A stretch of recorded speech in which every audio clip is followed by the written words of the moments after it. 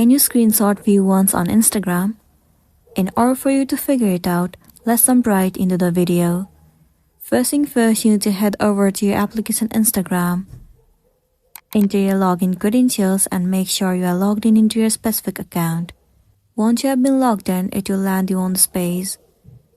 Now what you need to do is simply head over to inbox section by clicking on this icon at the bottom.